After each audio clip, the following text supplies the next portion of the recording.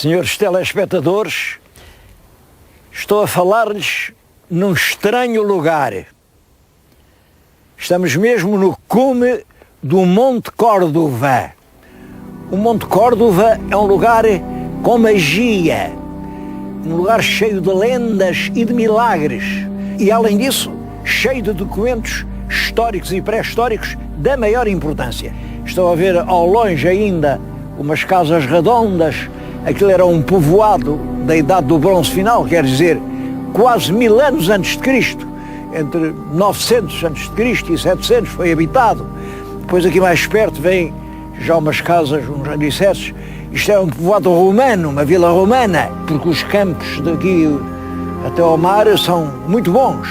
Bom, mas não é por nada disso que eu venho aqui ao Monte Córdoba. Venho hoje, que é um mau dia. Este monte costuma ser um mirador espantoso. A gente olha ao longe e vê até ao porto, vê até o mar a brilhar, e hoje não vê. O que vê é uma névoa espessa que está a cobrir a cidade de Santo Tirso. Apesar disso, eu resolvi vir cá hoje. E porquê? Todos sabem que estes meus programas são feitos alguns dias antes, para depois serem montados. Está muito trabalho. Ora, acontece que hoje, 26 de novembro de 2007, faz exatamente 1100 anos que nasceu uma das grandes figuras da proto-história portuguesa. Podemos lhe chamar um dos fundadores de Portugal. Uma grande figura da Igreja, São Rosendo. São Rosendo nasceu aqui muito perto, em 26 de novembro do ano 907. E este lugar está ligado ao nascimento. Está ligado? Porque aqui no meio das ruínas romanas, e normalmente com pedras romanas, tinham feito os reconquistadores uma igreja, a Igreja do Salvador, e o São Rosendo era filho do conde Guterres Mendes e da condessa Ildoara. Bom, mas a condessa tinha um grande desgosto porque não tinha filhos. E então subia aqui ao cimo do monte e ia ao tal santuário de Salvador, aqui perto, aqui a 2 passos, ia lá rezar, a pedir a Deus que lhe desse um herdeiro. Bom, e logo aqui começa a lenda. Um monge contemporâneo ainda de Rosendo escreveu-lhe uma crónica, uma história, e diz que um dia que a mãe estava aqui ansiosamente a rezar a Deus que lhe desse um filho, lhe apareceu um anjo. E o anjo diz: mulher, tu vais ser mãe, e vais ser mãe de alguém que honrará a tua geração, a tua terra e a época em que nasceu. Vais ser mãe de um grande santo. Como veem, tem muitas semelhanças com a história da Anunciação de Nossa Senhora. Isto quer dizer que são já biógrafos influenciados pela lenda a compor a história de São Rosendo. Agora, que o São Rosendo não era lenda nenhuma, é perfeitamente verdade. Há dezenas de documentos sobre o São Rosendo. Bom, e acho que chega a altura de eu lhes apresentar um pouco mais visível o São Rosendo.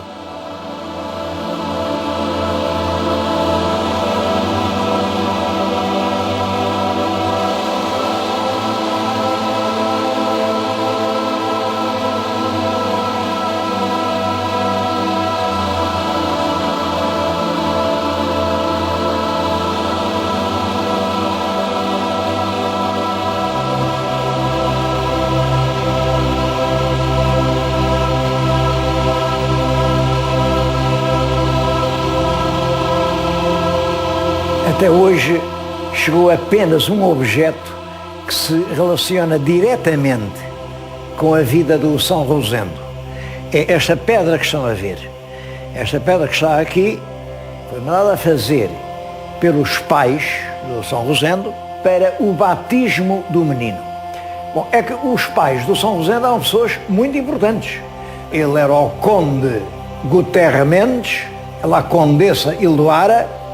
Esse conde era neto do rei de Leão, do rei Ramiro I, portanto o São Rosendo era bisneto de rei, era gente de estirpe real. Bom, e quando a criança nasceu, mandaram fazer uma pia batismal, propósito para o batizado. O nome que lhe puseram não foi Rosendo, nessa altura não havia o nome do Rosendo, foi Rudezindos. É um nome gótico, porque eles eram gente daquela nobreza descendente dos visigodos que vinha a fazer a Reconquista. Ele vive, como lhes disse, no século X, mas é canonizado, e canonizado é por duas bulas, no século XII, e por esse tempo houve um culto intenso. A prova está em que o que falta aqui na pia batismal foi levado pelos crentes, viu a pia, foi ali que o santo foi batizado, então raspavam um bocadinho e tomavam como se fosse aquilo um unguento milagroso. Era a pia do batismo de um santo, portanto, com certeza que fazia milagres. E não sei se fez, porque há livros com inúmeros milagres, e milagres importantes, milagres do São Rosendo. A especialidade era tirar o demónio do corpo. Havia pessoas, até crianças, freiras, em cujo corpo se metia o espírito maligno, e o São Rosendo nisso era infalível. Mesmo depois de morto, bastava chegar à sepultura do São Rosendo e ele conseguia espantar esses espíritos imundos que se apoderavam da alma dos cristãos. Mas estão a ver aqui o que resta, portanto, da pia batismal. É uma relíquia veneranda, porque é autêntica. Ela ficou aqui, queriam levá-la lá para cima, de onde viemos agora, lá em cima. Lá em cima é que a Condessa Ildoara viu o anjo anunciar-lhe que ia ser mãe. Portanto, eles queriam lá fazer o batismo. Então, mas não é que a junta de bois que levava a pedra chegou aqui, partiu-se o carro dos bois e não houve maneira, não houve força, a pia não arrancou daqui. Não há dúvida que o santo queria ser batizado aqui. Olha, é por isso que esta capela se chama hoje de São Miguel. É porque, segundo uma versão, depois já mais tardia, o tal santo que apareceu à Condessa Ildoara a dizer que ia ser mãe, era nem mais nem menos que o São Miguel, uma são muito importante, São Miguel. Aqui ainda se vê, no alto altar, um São Rosendo. Eu mostro, não é que a imagem seja, enfim, nenhuma maravilha, mas é que, entretanto, São Rosendo esqueceu, passou da memória dos portugueses. Talvez seja o único altar onde ainda possa encontrar aquele que nos séculos X, XI, mesmo XII, foi considerado um dos grandes santos da Galiza e de Portugal.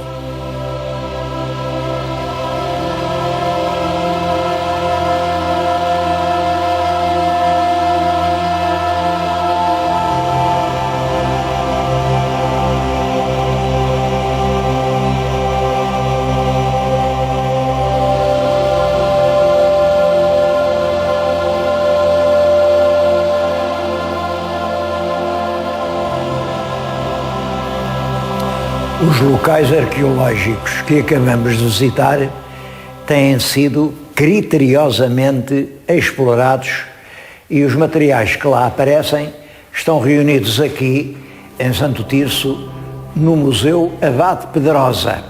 Bom, o Abade Pedrosa era um abade daqui, era um arqueólogo amador e que tinha muito gosto por essas coisas, recolheu muitas peças e depois doou-as todas à Câmara, e é esse núcleo que começou por ser a coleção do museu. Há aqui muitas peças, vale a pena visitar o museu. Eu gostava de chamar a atenção para estas enormes vasilhas. Isto já é, claro, já é romano e é tardo-romano. É já do tempo das invasões bárbaras, portanto é uma coisa já do século IV ou V. Mas reparem a dimensão destes potes. E há aqui um que é particularmente interessante. Isto é a parte de cima de um pote de vinho, onde o oleiro gravou uma legenda publicitária. Bom, em latim isto diz: eme me bono tuo. Eme quer dizer toma-me ou bebe-me. Bono tuo, para teu bem. Portanto, é um elogio do vinho.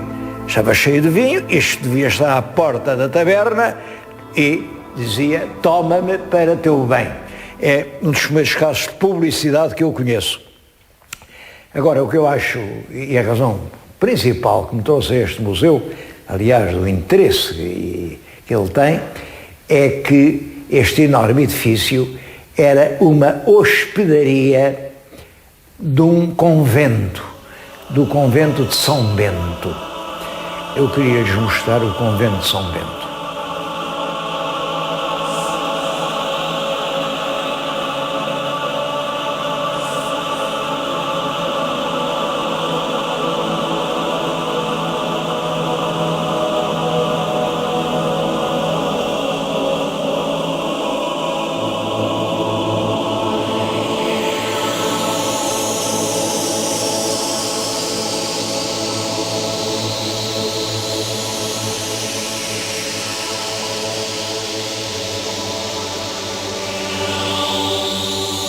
O principal monumento de Santo Tirso é este mosteiro de São Bento.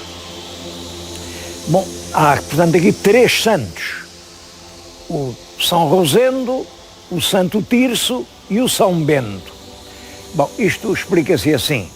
Este mosteiro aqui foi fundado no século X por uma grande nobre, Dona Unisco Godinis. Foi fundado no ano de 978, portanto, antes da canonização do São Rosendo. E foi fundado em honra do Santo Tirso. Este Santo Tirso é um mártir dos primeiros tempos do cristianismo da Bitínia.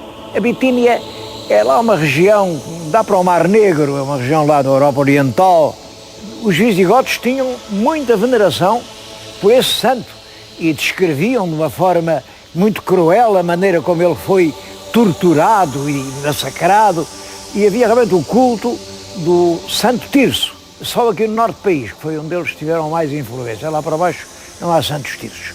Bom, mas depois este convento, enfim, instalou-se aqui uma comunidade de frades beneditinos do São Bento, e o mosteiro, que tinha sido feito em honra de Santo Tirso, passou a chamar-se Mosteiro de São Bento. E foi constantemente mosteiro e habitado, e foi aqui frades, até ao liberalismo. E depois da Revolução Liberal, mandaram vender estes bens em asta pública, e isto foi comprado por uma família bem conhecida, os Passos, dos famosos irmãos, o Passos Manuel e o Passos José. Eles compraram isto em leilão, e compraram isto por uma ninharia. Realmente essa venda dos bens da igreja foram vendidos aos especuladores, aos negociantes e aos políticos, e foi realmente desastroso tudo isso. Eles ficaram com isto, mas depois também eles tiveram dificuldades e venderam a um aldeão daí, o Zé Manuel Ribeiro, que tinha saído da sua aldeiazinha, coitado, muito pobrezinho, marcado às escondidas no navio, tinha ido para o Brasil. Lá no Brasil tinha trabalhado rudemente. Há quem diga que em negócios assim um bocado complicados, não sei como é. Sei que, pelo menos saiba morrer quem viver não soube, e ele regressou com uma enorme fortuna, comprou isto à família Passos, viveu aqui durante a vida, fez imenso bem, criou aqui um hospital. Esta terra deve imenso a esse homem, e o rei agradecia-lhe. E fez o primeiro Visconde de São Bento, visto que ele vivia no convento de São Bento, depois fez o Conde de São Bento. Bom, ele não era modesto, ele mandou fazer uma estátua a si próprio diante de uma casa onde vivia, e quando morreu legou tudo isto à Santa Casa da Misericórdia, com a condição da Misericórdia primeiro manter aqui a residência paroquial, depois fazer ali uma escola agrícola. Bom, é um homem que realmente foi um exemplo de dedicação à sua terra e de lucidez.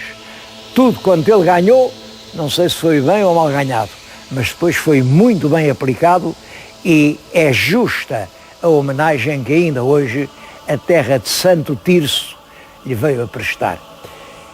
Mas quero-lhes ainda falar outra vez no São Rosendo, porque para mim é surpreendente como um santo que teve essa aura extraordinária, conseguiu esquecer tão completamente.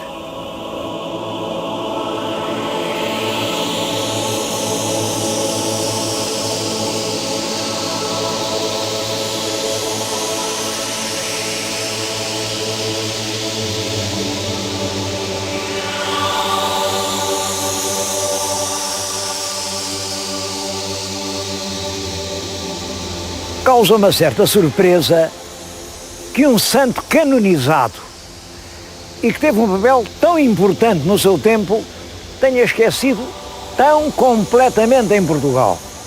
Não sei a explicação, devo dizer que o São Rosendo foi bispo aos 18 anos, mais ele era sobrinho da famosa Condessa Mubadona, a que construiu o Castelo de Guimarães.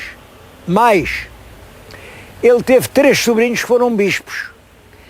Tudo isto significa que ele era um membro da alta nobreza e que recebeu, portanto, a dignidade episcopal por ser um nobre. Um nobre numa altura da Reconquista, numa altura em que a nobreza de raiz visigótica era realmente odiosa aos pequenos, porque esses homens tomavam as terras de presúria, anulavam todas as liberdades que os povos tinham ganho durante o período islâmico e diziam: quem manda aqui sou eu, isto agora é meu. E houve realmente uma onda de, como eu já disse mais de uma vez, uma onda de revolta dos pequenos contra os grandes. E o São Rosendo, por mais santo que fosse, fazia parte dos grandes. É possível, é só possível, chamei hipótese, que isso tivesse contribuído para o seu esquecimento. Bom, mas tudo isso lá vai, e agora este grande português passou o 11º centenário da sua vida, do seu nascimento, que se sabe ao certo quando foi, e em Portugal ficou completamente esquecido. Aqui, a Câmara de Santo Tirso, mas só ao nível municipal, resolveram comemorar, fazem uma exposição que vai estar aberta até 27 de janeiro. Olhem, é uma boa oportunidade para vir visitar Santo Tirso. Até 27 de janeiro está aberta a exposição. Vão cunhar uma medalha comemorativa de São Rosendo, vai haver um concerto e vai ser preparada um trabalho, um livro sério, em que se descreve a obra e a vida de São Rosendo. Mas em Portugal, neste Portugal que se diz uma nação católica, esqueceu-se completamente deste centenário de uma das maiores figuras que aqui nasceram.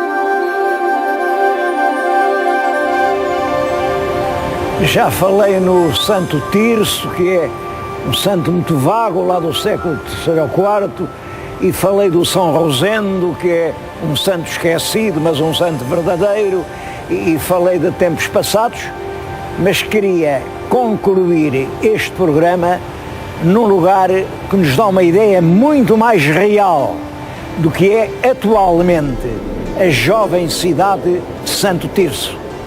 E venho para um espaço onde se trabalha 365 dias por ano, com exceção dos anos bissextos, porque nesses trabalha-se 366 e em cada dia trabalham-se 24 horas e emprega mais de 330 trabalhadores.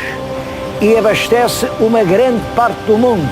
Aqui a faturação anual aproxima-se dos 70 milhões de euros, são 68 milhões, e 73% é para exportar para países adiantadíssimos, como a França, como a Espanha.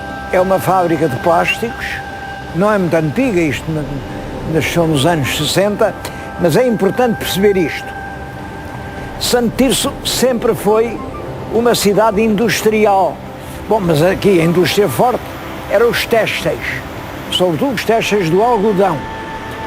Quando começa a crise do algodão, quando deixa de vir o algodão do ultramar, quando começa a haver problemas de manufatura nas fábricas, as fábricas de algodão, na sua maioria, desapareceram, fecharam, mas Santo Tirso não se resignou.